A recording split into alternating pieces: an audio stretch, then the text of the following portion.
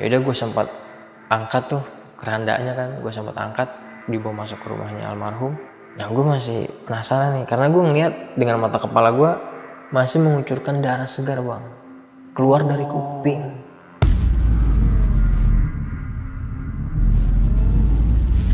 Lu pada ditunjukin nggak sama almarhum? Iya Yan, gue bilang. Gue juga Riz kemarin guys, gue ditemuin dia nampakin di kaca gue. Tiba-tiba nih tangan kiri gue mau megang sopanya aja bang. Tiba-tiba nih tangan gue nih, pek. Kok perut ya? Lama-lama ke leher, gue megang leher gini kan. Kok dingin banget ya? Gue noleh lah, penasaran. Astagfirullahaladzim, almarhum bang yang gue pegang.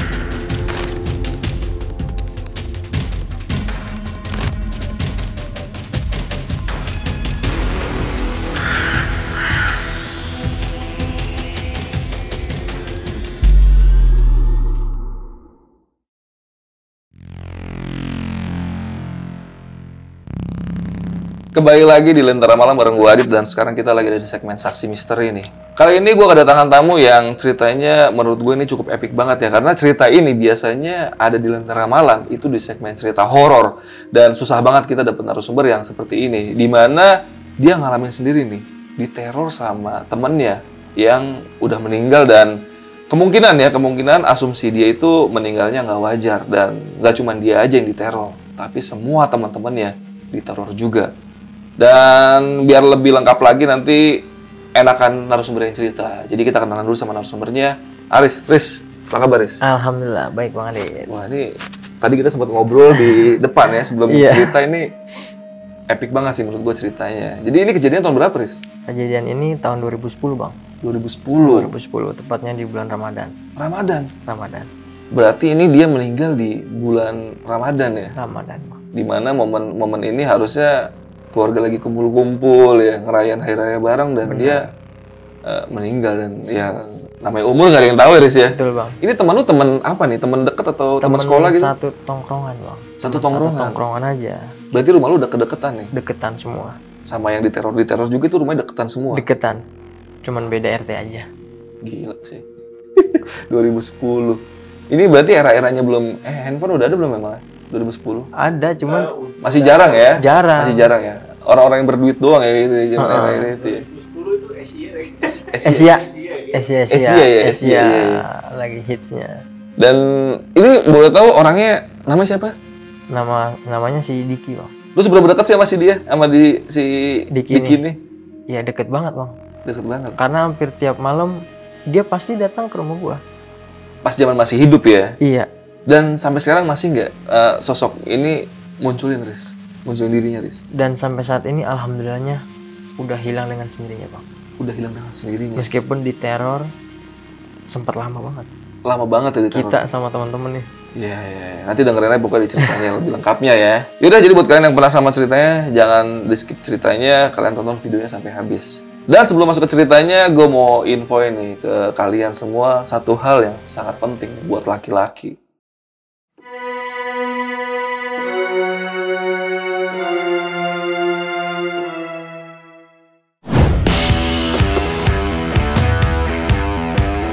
Jadi gue mau infoin ke kalian nih, selain gue belakangan ini lagi rajin nih belajar main keyboard, gue juga lagi rutin banget nih pakai varian produk body care dari Scarlett. Variannya itu ada body scrub, body lotion, dan juga shower scrub. Nah, yang sekarang mau gue tunjukin ke kalian adalah varian body lotion dari Scarlett. Ada Romansa, Fantasia, Charming, Freshy, dan juga Jolly. Nah, yang sering gue pakai adalah varian body lotion Charming dari Body Care Scarlett. Jadi gue pakai body lotion ini biar makin charming lah ya. Dan buat manfaatnya, body lotion ini adalah untuk membantu mengembalikan kelembapan kulit, mencerahkan kulit, menutrisi kulit dengan kandungan terbaiknya, dan pastinya menyegarkan serta memberi keharuman yang tahan lama pada kulit tubuh kalian. Karena body lotion ini mengandung vitamin E, glutathione, niacinamide, dan kojic acid. Jadi buat kalian yang mau pakai produk-produk dari Scarlett ini kayak gua, kalian bisa langsung cek aja link pembelian yang udah gua taruh di kolom deskripsi. Atau kalian bisa langsung aja nih mampir ke sosial medianya Scarlett. Linknya juga udah gua taruh di kolom deskripsi. Dan satu lagi, semua varian body lotion ini harganya cuma 75 ribuan aja nih. Tunggu apa lagi? Segera meluncur!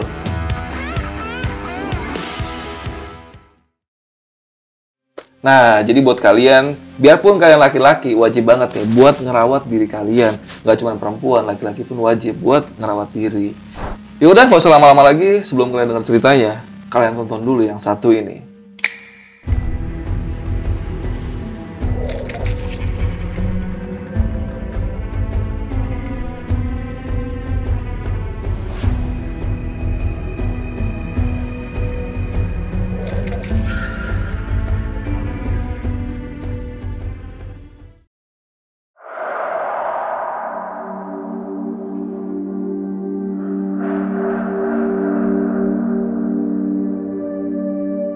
Jadi kejadian ini atau cerita ini gue alamin pada tahun 2010 bang, lebih tepatnya bulan suci Ramadan.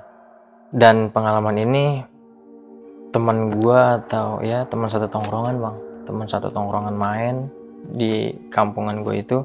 Dimana waktu nih pas gue lagi beli es batu nih di hari itulah bulan Ramadan, gue beli es batu sore itu.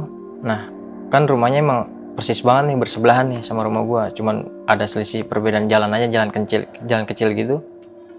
Pas gue balik beli es batu nih, gue lihat dia udah dalam keadaan rapi nih, udah pakai jaket lah, jeans gitu kan. Nah jadi kalau di kamarnya dia itu pas dia buka jendela tuh langsung ngeplong ke jalan gitu bang. Kan gue ngeliat dia nih, lah Dik lu mau kemana, gue bilang gitu kan. Gue mau ke rumah abang gue kangen sama ponakan gue, jadi gitu. Nah ntar aja kali, buka dulu, abis buka gue bilang gitu kan, ntar gue anterin sama anak-anak. Ah enggak, gue udah kangen Riz, anterin gue yuk, dia bilang gitu kan. Ya ntar aja udah nanggung, emang kakak lu ngizinin lu udah izin, gue bilang gitu kan. Kata dia nggak ngizinin sih, disuruh buka dulu sampai sholat taraweh, dia bilang gitu kan. Ya udah ntar aja gue anterin sama anak-anak. Terus nah dia mengiyakan nih akhirnya. Oh ya udah ya bener ya, ntar lu anterin gue habis buka. Iya ntar habis buka gue anterin, udah buka aja dulu.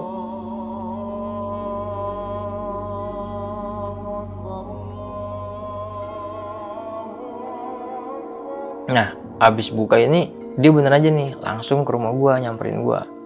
Riz, oh ya Dik, ayo katanya lu mau anterin gue. Dia udah rapi lah, ayo katanya lu mau anterin gue.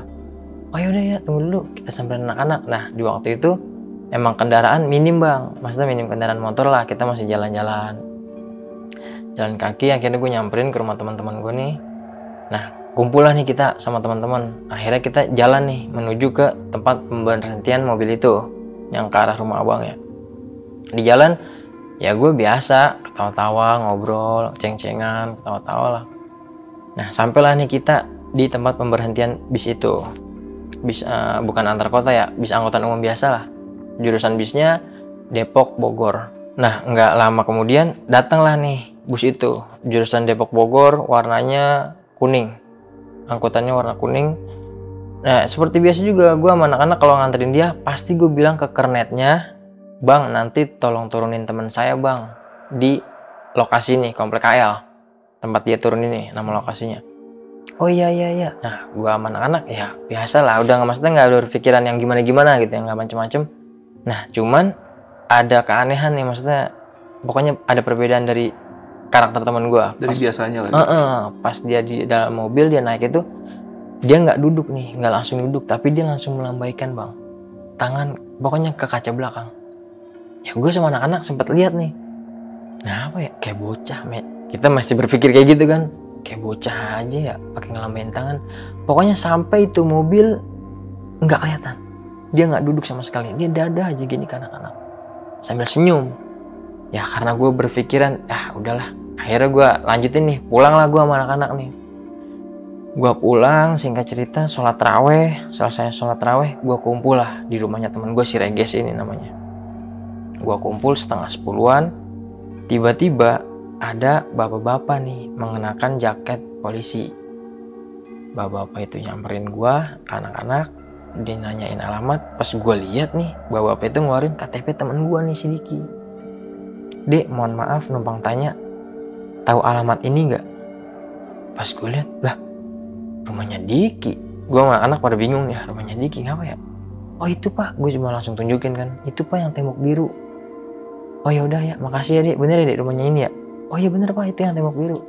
Nah gue sama anak-anak timbul dong nih pertanyaan besar, kenapa nih? Apa emang dia punya kasus apa atau apa ya kan?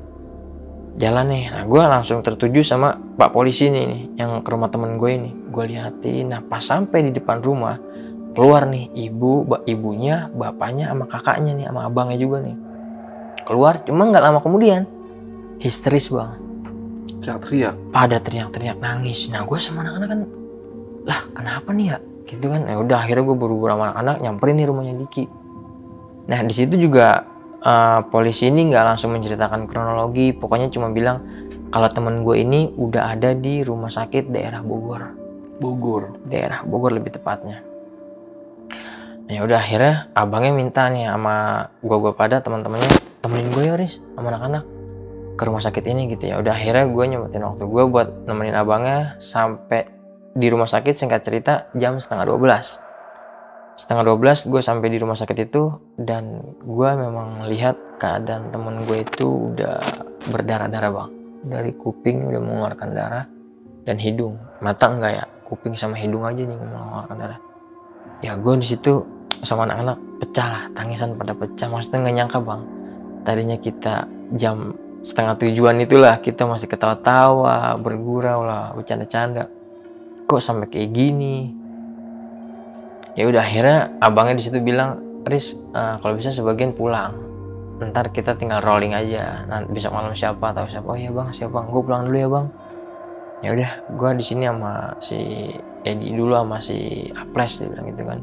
Ya udah bang, gue pulang. Cuman pas ketika gue pulang itu sehari kemudian gue nanya nih ke abang yang ada di rumah, gimana bang kabarnya almarhum, kabarnya si Diki? Masih komaris, belum sadarin diri, belum ada pergerakan apa-apa bang, belum. Ya udah, 2 hari kemudian gue tanya lagi ke abang yang satunya nih, bang Abau, bang gimana bang kabarnya si Diki bang? Udah ada perkembangan bang? Belum mas, masih koma, doain aja ya. Oh iya bang, gue doain bang. Nah singkat cerita di malam ketiga keluarga gue dan gue lagi sahur nih bang, 2:30 lah. Nah abangnya itu datang. Oh ya kebetulan dulu kan masih handphone juga belum semua punya nih bang, jadi cuman telepon rumah. Kebetulan rumah nenek gue deket sama rumah abangnya ini, abangnya teman gue si Diki ini. Riz, assalamualaikum, waalaikumsalam. Riz ada nomor nenek nggak? Oh ada bang, gue bilang gitu kan. Gue lagi sahur tuh sama keluarga. Gue nanya, ada buat apaan ya bang? Si Diki udah nggak ada Riz. Wah, gue langsung innalillahi wa inna ilaihi raji'un. Bener bang, meninggal jam berapa bang? Belum lama, tadi jam 2-an lah meninggal. Yaudah, gue minta nomor teleponnya, gue pengen teleponin abang gue yang di Tanjung Barat. Dia bilang, oh iya bang, saya bang. Gue kasih nomornya, singkat cerita, ketemu pagi, jam 9 sampailah jenazah teman gue, almarhum Diki ini. Di situ keadaan, ya tetangga juga rame lah, maksudnya hiruk pikuk lah, histeris pada nangis, nggak nyangka masih muda, yang kemarin masih ada gitu kan, masih kelihatan nongkrong. Ya udah gue sempat angkat tuh kerandanya kan, gue sempat angkat, dibawa masuk ke rumahnya almarhum. Pas dibuka kan biar keluarga sama tetangga ngeliat gitu ya. Nah gue masih penasaran nih, karena gue ngeliat dengan mata kepala gue masih mengucurkan darah segar bang, keluar dari kuping dan hidung. Terus gue bilang sama teman gue gue masih penasaran nih, nggak yakin nih kalau dia cuma jatuh doang. Di situ gue langsung muncul kecurigaan gue, karena kalau orang jatuh doang ya kali dia sampai kayak gini, gue bilang gitu kan. Cuman di saat itu gue nggak langsung nanya ke abangnya nih, atau nggak mau kepo lah, ntar malah dipikir lu apaan sih anak kecil sok tahu gitu kan. Ya udahlah, kronologi kenapa bisa meninggal gitu. Tetap gue masih mikirin nih kenapa nih bisa meninggal kayak gini nih. Ya udah, singkat cerita disolatkan sampai di pemakaman, dikebumikan lah itu. Nah di situ gue juga sama teman-teman gue nih semua pada bertanya-tanya, pengen tahu gitu. Tapi gue sama anak-anak nggak berani nih buat nanya ke abangnya. Pokoknya pada saat itu gue punya perasaan kayak gitu deh bang. Gue nggak bisa keluarin gimana maksudnya, gue nggak ngerti lah. Gue pada penasaran doang nih sama anak-anak, bertanya-tanya. Cuma ya udah. Nah karena di situ waktu itu kan bulan Ramadan. Kan bulan Ramadan itu nggak boleh ya tahlilan. Karena tahlilan itu kan ya bisa bentrok lah sama taraweh gitu kan. Akhirnya keluarganya ini kan mengadakan tahlilan ketika sudah lewat dari Idul Fitri 1 minggu.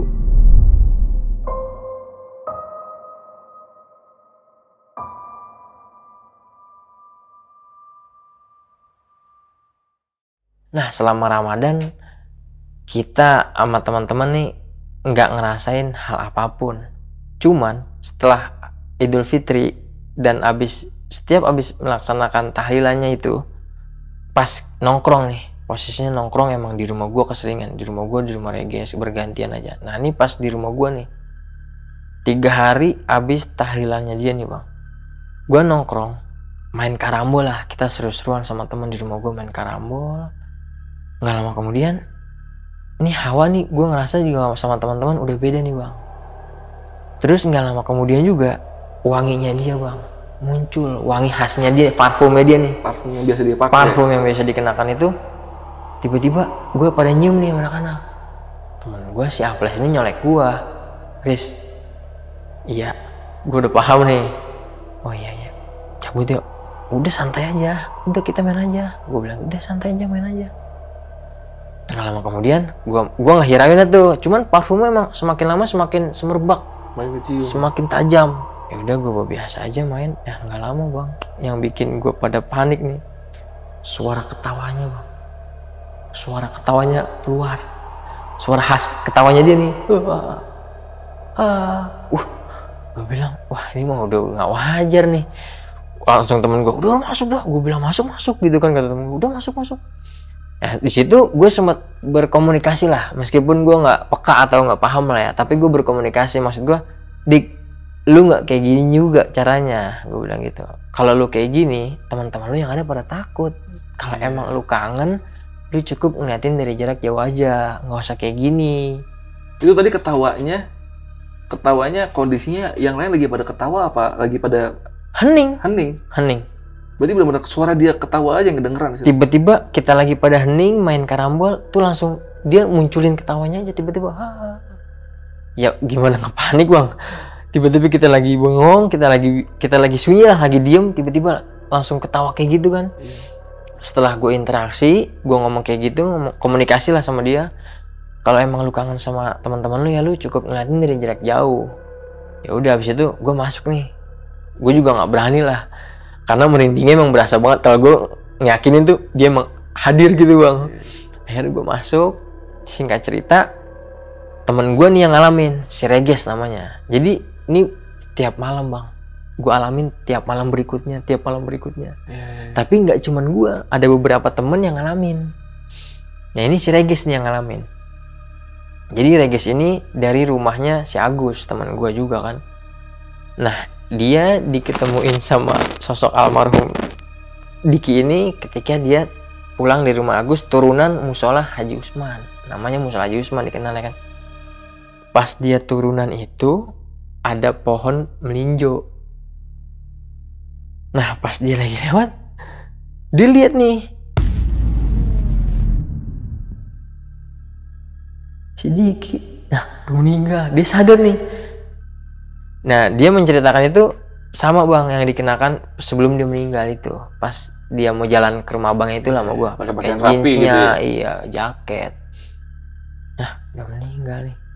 Dia nunduk aja posisinya bang, di bawah pohon melinjo itu dia duduk aja, nggak ngeliatin teman gue, pokoknya nunduk gini aja. Pas teman gue lihat persis di sampingnya pohon melinjo, teman gue langsung kabur karena dia sadar ini hantu nih gitu kan. Nah pas gue beli rokok di rumahnya Ucok, ketemu gue, dia langsung ngadu sama gue, Chris, gila, gue semalam ketemu sama Diki. Gimana lu? Tuh di turunan Haji Usman, dia bilang gitu kan. Dia ngapain? Nunduk aja gila, dengan pakai pakaian yang kemarin kita anterin pas kemarin dia sebelum meninggal. Oh berarti itu temen lu yang ikut nganterin dia buat naik mobil? Semuanya bang. Aples, gua, Reges, Alvin, itu teman satu tongkrongan nganterin dia semua bang. Ya mungkin itu emang momen terakhir lah, intinya nggak biasanya serame itu gua nganterin, tumben juga sih, tapi gua nggak kepikiran kok serame itu. Nah terus dilanjut lagi nih, teman gue ini ngadu si Reges, dia itu mengenakan pakaian yang waktu itu kita anterin Riz. Terus dia komunikasi sama lo, dia ngasih pesan nggak sama lo? Kagak, dia biasa aja Riz, dia nunduk, dia cuma nunduk ke bawah aja pandangannya.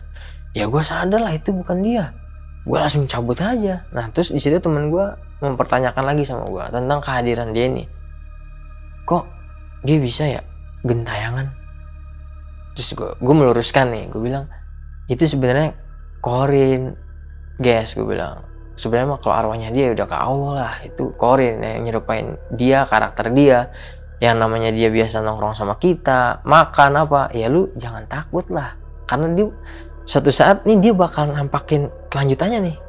Ah lu bikin takut gua aja kata dia gitu ya. Kagak, emang bener, pokoknya intinya ya kita harus terima resiko, kita temennya dia, gue bilang gitu kan. Nah singkat cerita, malam minggu nih bang, pas posisinya malam minggu, gue pada bakar-bakar ayam nih, Nah di situ juga pas banget abangnya ngikut nih, salah satu abang yang ngikut, bang Abau. Gue bakar ayam, nah gue mikir ayam lama banget lah, gue tinggalin lah bakar-bakaran. Gue sebat lu nih ngerokok di pinggiran persis di depan rumahnya si Reges. Pokoknya pandangan gue nih langsung, kayaknya gue pengen ngeliatin ke bawah aja, mata kiri gue nih. Gue langsung noleh,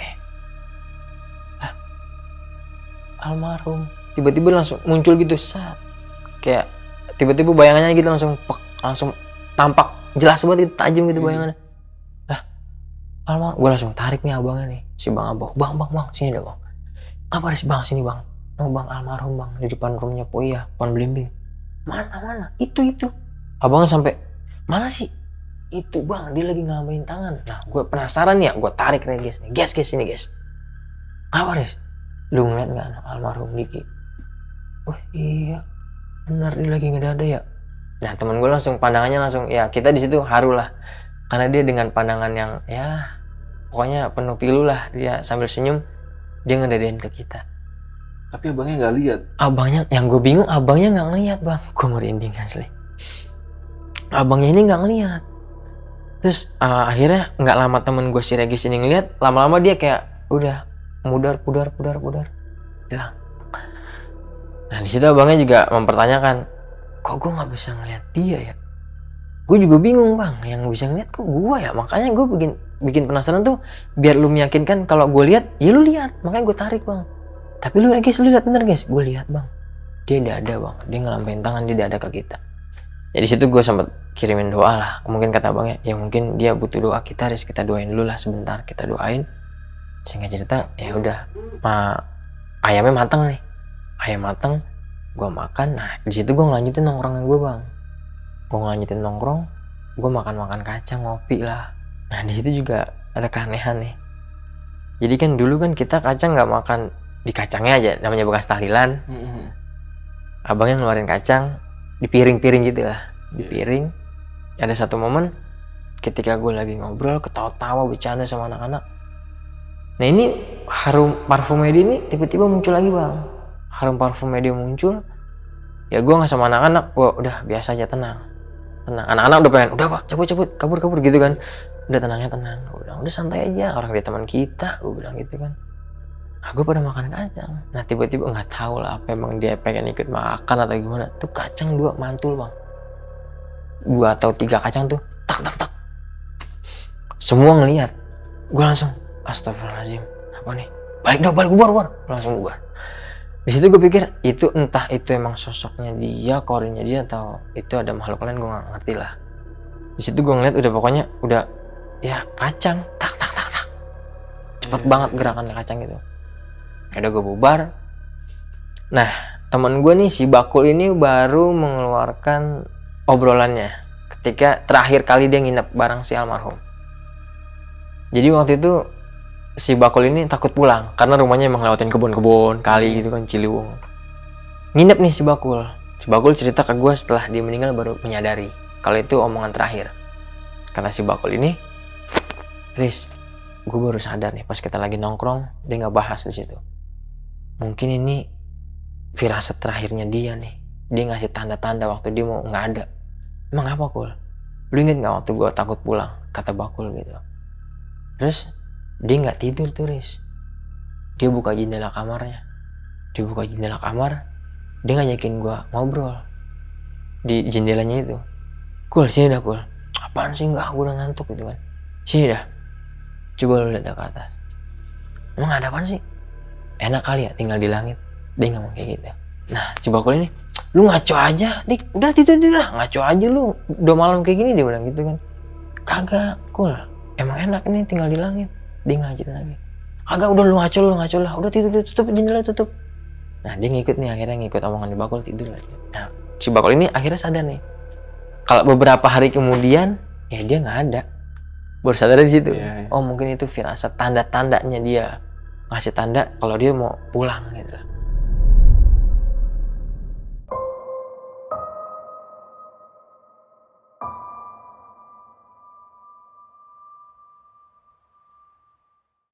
Nah, singkat cerita, gue pun aktif nih Bang di remaja musola. Yeah. Akhirnya gue diizinin lah sama Pak Haji Usman itu buat yaudah lu boleh nongkrong di sini temen di luar, di pelataran, nggak boleh di dalam lah.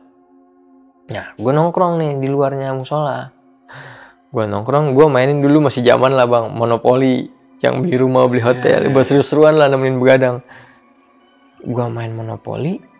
Nah, emang gue udah juga merasakan hawanya itu hening, udah senyap banget dah, udah sepi, nggak ada orang lewat, cuman gue doang nih.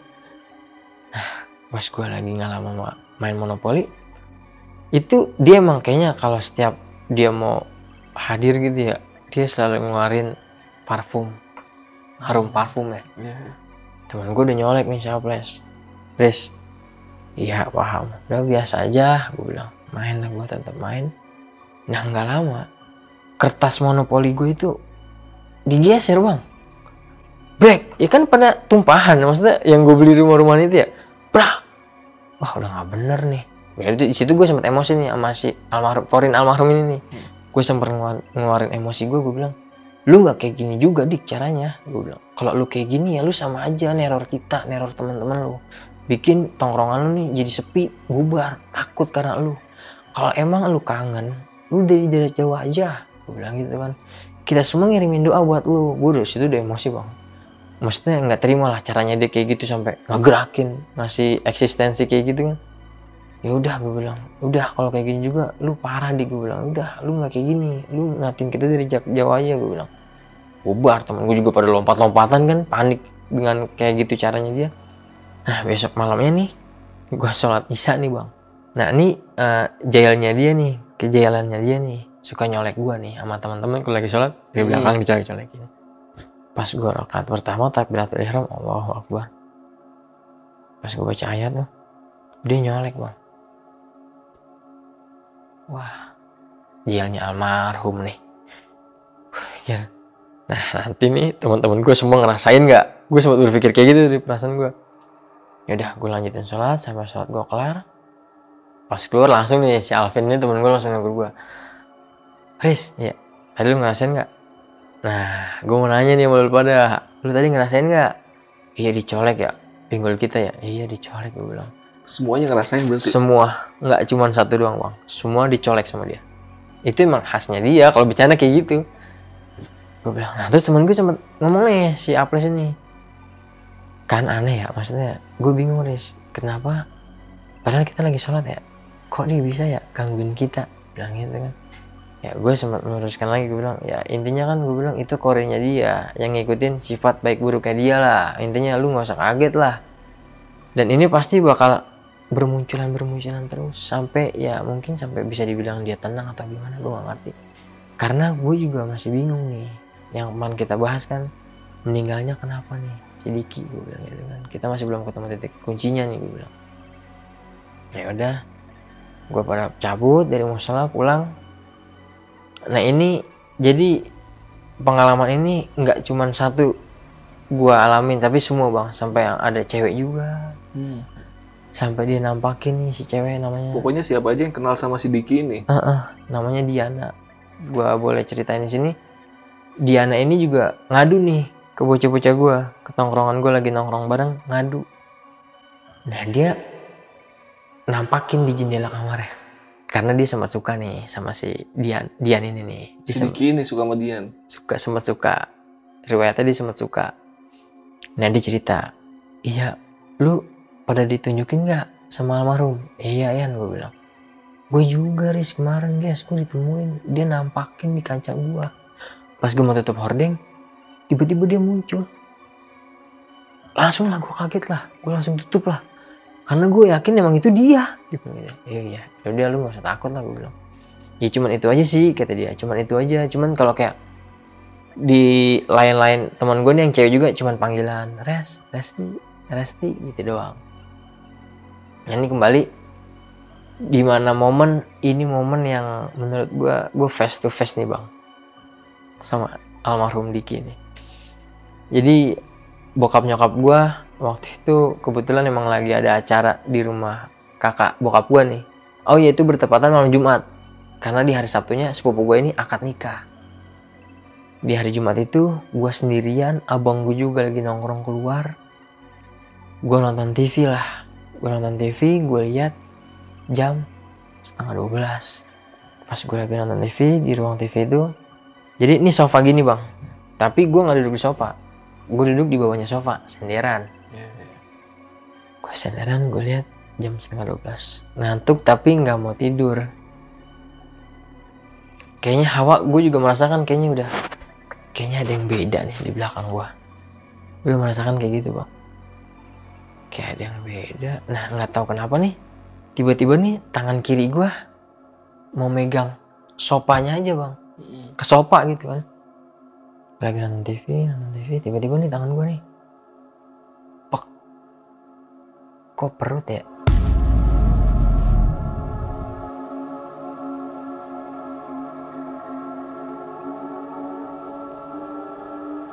Gue ngeraba nih, gue penasaran. Kok lama-lama ke leher, gue megang leher gini kan. Kok dingin banget ya? Gue noleh lah, penasaran. Astagfirullahaladzim. Almarhum bang yang gue pegang. Dia lagi bengong, tiduran gini nih, madep ke gue. Dengan wajah yang pilu. Pokoknya wajahnya pilu, sedih banget. Ratapannya dia natap ke gue nih. Astagfirullahaladzim, lu kenapa Dik? Dia nggak ngucap sama sekali. Pokoknya mandang gue pilu banget, kayak pengen ditolong lah atau apalah, gue nggak ngerti. Lu kenapa Dik? Dik, kita semua, gue, teman-teman lu, bokap lu, nyokap lu, abang lu, udah ikhlas, udah ridho. Cuman lu nggak harus kayak gini juga. Lu selalu datang di tongkrongan, nampakin. Udahlah, alam lu sama alam kita beda, gue bilang gitu kan. Kita udah ikhlas semua, ya udah ya, lu gue kirimin doa ya, semoga kesalahan lu, amal ibadah lu diterimalah, kesalahan lu diampuni sama Allah, dan lu ditempatkan di sisi Allah, gue bilang gitu kan. Gue sempat lama tuh bang, dan dia masih ada. Gue sempat ikhlas, gue memberanikan diri. Sebenarnya gue takut bang, cuman karena ada teman ya, gue memberanikan diri. Gue terus komunikasi, gue bilang yaudah, gue kirimin doa ya buat lu ya.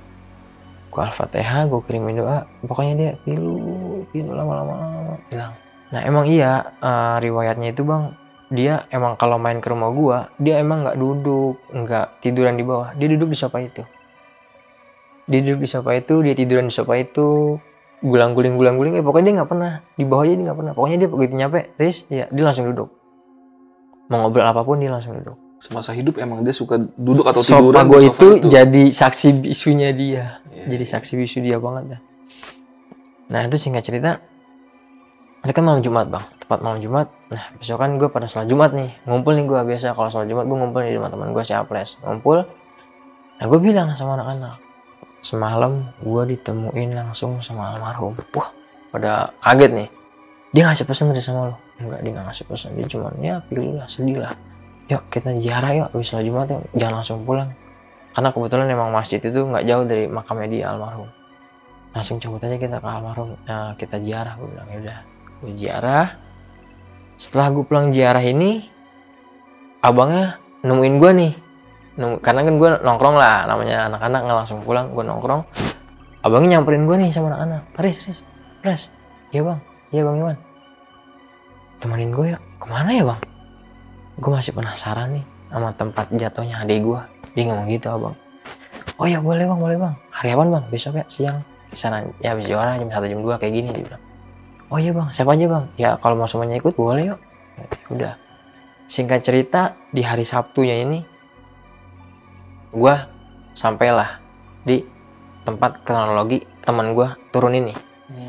Sampai di lokasi itu gue nyari nih saksi atau narasumber lah. Saksinya ini yang benar-benar ngelihat gitu ya. Gue nanya-nanya ke sono kemari, pangkalan ojek, sampai warteg-warteg yang ada di sekitar kan, halte-halte itu, tukang koran. Nah, ketemu nih sama ojek pangkalan yang bener-bener ngeliat. Dia keluar dari warteg sebelah, abangnya nanya kan, bang ada yang lihat nggak bang, bulan yang lalu bulan Ramadan ada anak muda pakai baju biru, jaket, jeans, jatuh atau kecelakaan gitu bang, gitu kan. Keluar nih ojek pangkalan, sambil bawa piring keluar. Oh iya bang, saya lihat bang. Oh itu adanya abang. Itu adik saya bang. Iya saya lihat bang, saya yang bantuin gotong. Dibilang gitu kan. Terus gimana bang? Maksudnya adik saya kecelakaan, jatuh atau ditabrak bang? Nah adik abang itu pas saya lihat, kebetulan saya lagi opang nih, lagi jaga pangkalan. Adik abang turun dari Miniarta warna kuning, jatuh bang. Baru kaki kiri, mobil itu ngegas. Jadi adik abang kepelanting gitu, kebanting. Jatuh lah. Saya lihat langsung, saya pak sama warga sekitar, sama tukang warteg, kita pada bantuin nih adanya abang. Kita pada hampirin. Nah terus pas abang lihat gimana bang kondisinya adik saya? Adik abang cuma melotot aja bang. Keadaannya cuma, tatapannya cuma ke atas, melotot. Tapi nggak ngucurin darah, abangnya gitu kan. Sama sekali nggak ngeluarin darah bang. Nah terus emang dia bang, adik saya ini punya riwayat, punya penyakit, dulu dikenalnya kan 7 keliling. Kalau sekarang vertigo ya bang. Punya riwayat penyakit 7 keliling bang. Iya bang, emang pas begitu jatuh cuman melek aja gitu bang. Entah dia kaget atau gimana, cuman nggak ngeluarin darah. Nah kita berhenti, nah kita hadang nih mobil, woi tanggung jawab gitu, tanggung jawab lu. Turunlah kernetnya ini turun. Oh iya saya tanggung jawab. Nah mungkin warga ini nggak ada curiga atau gimana, karena dipikir iya saya bakal bawa ke rumah sakit, saya tanggung jawab, kata supirnya ini sama kernetnya ini. Diangkatlah teman gue ini almarhum sedikit ini, diangkat dibawa ke atas mobil ini, dimasukin ke dalam mobil angkot ini. Dan di situ emang warga bilang kalau kata tukang ojek itu banyak penumpangnya, banyak. Akhirnya penumpangnya sebagian yang duduk di belakang disuruh maju ke depan atau disuruh berdiri, ada sebagian yang berdiri. Temen gue dikelentangin di situ, ditidurin di situ. Warga pada turun, warga sempat ngancam, lu anterin ya, gini. Iya saya anterin pak ke rumah sakit pak, tenang saya tanggung jawab. Ya udah warga turun lah. Tukang ojek ini cerita gitu, kita turun bang, jalanlah tuh mobil. Nah di pemikiran gue sama tukang ojek ini sama, maksudnya mungkin di tengah perjalanan ya karena malam kan, kondisinya malam, penumpangnya disuruh turun semua. Nah temen gue ini dianiaya. Kenapa gue berpikir dianiaya? Karena itu luka-luka lebam, muka nih darah pada berkucuran, dan duitnya raib, disisakan masih, alhamdulillahnya juga disisakan KTP dan dompet masih ada. KTP itu masih terselip di dalam dompet, diambil cuman duitnya aja. Abis itu mungkin dibantai, temen gue masih dianiaya di dalam mobil itu, temen gue dibuang. Nah kaget nih, adik saya ditemuin bang, bukan di rumah sakit, tapi di pinggir jalan daerah Bogor, di semak-semak, deket tempat sampah lah, pokoknya tempat sampah, semak-semak itu. Adik saya ditemuin udah geletak bang. Astagfirullahaladzim, berarti nggak dibawa ke rumah sakit bang? Kaget lah, semua saksi mata yang lihat kejadian itu kaget, dipikir ya supir sama kenaikan ini jujur lah, ternyata kan enggak, di luar dugaan. Adik gue udah ada di inian bang, adik saya udah ada di pinggir jalan dalam keadaan berdarah-darah dan duitnya hilang, nggak ada. Abang berarti adiknya korban penganiayaan ya bang? Iya. Terus gimana bang? Ya udah meninggal. Innalillahi, kaget lah tuh dia. Nah singkat ceritanya itu, ketika gue udah dapat semua kunci jawabannya, ya gue itu nggak berpikir abangnya atau menanyakan bang usut tuntas bang atau gimana. Gue nggak pikir ke situ. Yang penting gue pikir oh berarti teman gue bener nih dianiaya, bukan dijatuh semata atau gimana kan. Karena yang gue lihat ya itu nggak, pokoknya nggak wajar lah, mukanya udah pada lebam. Dan polisi nemuinnya itu di Bogor, Di daerah Bogor ya, bukan di komplek AL itu. bukan di komplek AL, dan yang nemuin bukan langsung polisi bang, tapi warga sekitar daerah Bogor. Warga sekitar Bogor ngelihat teman gue udah bergeletak di pinggir jalan bersimbah darah. Akhirnya panik lah, nggak sempat, ya nggak mungkin mau langsung pegang lah, tapi langsung ke pos polisi terdekat. Dan pada akhirnya pos polisi terdekat itu ya mengidentifikasi ya alamat ini, ditelusuri lah alamatnya. Makanya akhirnya polisi itu datang lah ke alamat rumah teman gua. Cuman dari situ kita pulang, gue pikir ya udah ketahuan nih jawabannya, masih kita diteror dah sama almarhum teman gue ini. Di malam itu, malam selanjutnya gue nongkrong lah, masih nongkrong sama teman-teman gue. Pas gue lagi nongkrong, lagi ketawa-tawa, ngobrol, tiba-tiba nih, kan emang rumahnya ini kan dia di depan rumah gue persis, cuman batasnya tuh jalan kecil lah. Gue lagi nongkrong, dia ini lewat bang, napak, lewat, nggak cepet, nggak apa, santai aja, cuman tatapannya flat, datar. Dia lewat nih, dia lewatin, gue semuanya ngeliat. Terus kata teman gue si Apres, lo lihat Riz, Diki lewat. Iya itu, gue bilang itu dia biasa aja. Dia sampai kapan nih gue nggak ngerti lah, dia mau terus nampakin ngikut kita nongkrong. Gue bilang gitu kan sama anak, lo biasa aja. Dia lewat, nggak lama kemudian dia lewat lagi bang, 2 kali dia lewat, dia turun, dia naik lagi dengan keadaannya itu sebelum dia meninggal, jeans, jaket, baju biru, kaos birunya dia. Dia mikir udahlah, gue pikir ya itu bukan dia, itu Corin pengen jailin aja lah, udah. Nah setelah itu juga gue masih ngalamin hal yang ya nggak wajar lah menurut gue. Gue sama teman-teman gue nih ngalamin nih, masih diteror sama almarhum teman gue ini. Dan nanti bisa lah teman-teman ini nonton langsung ke channel gue. Oh iya. Jadi nanti banyak teman-teman gue nih yang mau cerita nih di channel gue, dan kronologi tempat dia turun, jatuh, dan jalanan tempat dia adanya di mana gitu. Lu ada kode dokumentasinya tuh? Ada bang. Oke. Nanti mampir aja ke channelnya si Aris. Itu nama channel lu apa, Aris? Dimensi Mistik bang. Dimensi Mistik. Yaudah, nanti linknya gue taruh di deskripsi. Buat kalian yang penasaran sama lokasi-lokasi kejadiannya si almarhum ini meninggal ya. Dan ada perspektif lain, ada dari cerita-cerita teman lu yang karena lu kan rame-rame tuh ya, kejadiannya nggak cuma lu sendiri. Gue sendiri yang ngalamin, iya. Dan itu juga bukan lu sendiri, rame-rame. Waduh, ini kejadiannya itu Lenteng Agung tadi apa? Lenteng Agung. Lenteng Agung tempat dia jatuh. Kalau tempat dia jatuh Tanjung Barat. Tanjung Barat. Komplek Tanjung Barat. Dia ada Pasar Minggu. Jatuh di situ, dimasukin ke angkot lagi buat dibawa ke rumah sakit. Ternyata jenazahnya ditemuin lagi, bukan jenazah ya, itu dalam kondisi udah sekarat ya. Udah sekarat, di daerah koma. Bogor. Kondisi udah luka-luka, luka lebam. Makanya dibawa ke rumah sakitnya rumah sakit Bogor. Nah iya, dibawa ke rumah sakit daerah Bogor. Wah, gokil. Dan polisi nginfoin juga di rumah sakit Bogor ya? Di rumah sakit Bogor, bukan di daerah Jakarta. Bukan di daerah Jakarta, itu emang trayeknya lewat Bogor atau gimana tuh? Karena itu jurusan mobilnya emang Depok Bogor. Pas gue lihat, kan gue berhentiin tuh. Pas gue lihat di poster depannya itu kan ada tuh jurusan Depok Bogor. Ini tapi untuk akhirnya polisi itu netepin sebagai kayak kecelakaan biasa atau gimana sih? Atau tabrak lari atau gimana polisi? Polisi sih mungkin mengungkapnya kalau ini tuh ya korban penganiayaan lah. Penganiayaan, ya kecelakaan penganiayaan sih kalau menurut gua. Iya. Tapi nggak ada info lagi dari polisi apa update-nya gitu? Nah nggak ada bang. Gue juga kurang paham kenapa nggak diusut tuntas atau gimana, nggak ngerti gue sama hukum pada zaman itu ya, nggak ngerti.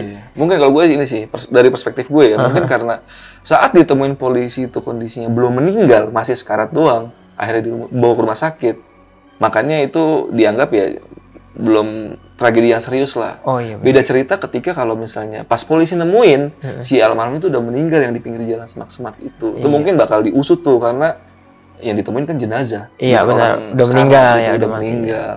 Menurut gue ya, mungkin Ya nggak tahu juga. Dan ini si Aris juga sebenarnya ini masih prasangka lah ya, karena kan kita nggak bisa ngebuktiin juga ya. Iya bang. Nggak bisa Cuman ya agak emang janggal aja. Hampir. Karena kan yang di warteg itu kan ngomong kalau pas lagi jatuh itu nggak ada luka-luka sama sekali nggak ada luka. Cuman vertigonya aja kali kambuh ya. Mungkin karena benturan ke aspalnya mungkin terlalu keras, akhirnya dia kan Iya. melotot aja gitu kan. Iya. Yang nambah bikin curiga lagi sih yang duitnya hilang sih. Itu. Duitnya hilang. Kenapa duitnya semua hilang? Iya.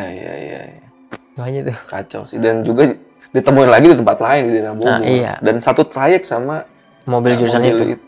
Iya. Yaudah pokoknya buat kalian yang nanti penasaran sama perspektif dari teman-temannya si Aris ini bisa mampir aja ke channel si Aris. Tadi apa namanya channel gue lupa? Dimensi Mistik. Dimensi Mistik, nanti linknya buat taruh di deskripsi. Thank you banget Riz sudah share cerita di Lentera Malam. Sama-sama, Sukses Bang Adit. terus buat channelnya. Amin, sukses juga bang. Gua rasa malam ini videonya cukup. Gua Adit dari Lentera Malam dan Aris izin pamit.